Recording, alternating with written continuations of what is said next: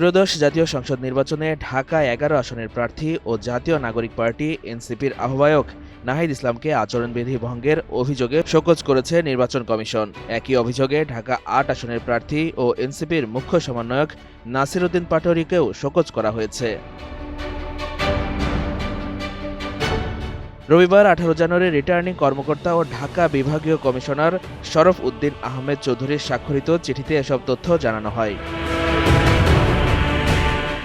নাহিদ ইসলামকে পাঠানো চিঠিতে বলা হয়েছে, তিনি জাতীয় নাগরিক পার্টি এনসিপি মনোনীত ১১ আসনের বৈধ প্রার্থী।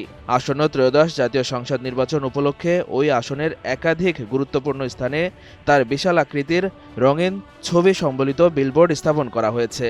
বিলবোর্ডে ঢাকা ১১ উল্লেখসহ দেশ সংস্কারের গণভোটে হ্যাঁর পক্ষে থাকার স্লোগান রয়েছে, যা জাতীয় সংসদ নির্বাচন আচরণ বিধিমালার পরিপন্থী।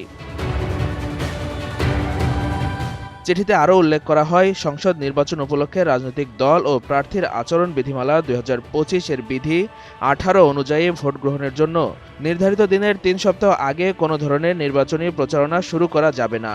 এ কারণে আগামী ১৯ জানুয়ারি সকাল ৯:৩০টার মধ্যে সব বিলবোর্ড অপসারণের নির্দেশ দেওয়া হয়েছে।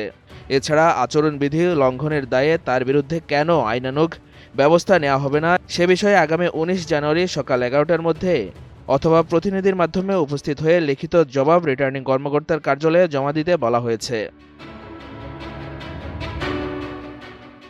নাসির উদ্দিন পাটোয়ারিকে পাঠানো পৃথক চিঠিতে বলা হয়েছে, তিনি জাতীয় নাগরিক পার্টি এনসিপি মনোনীত ৮ আসনের বৈধ প্রার্থী।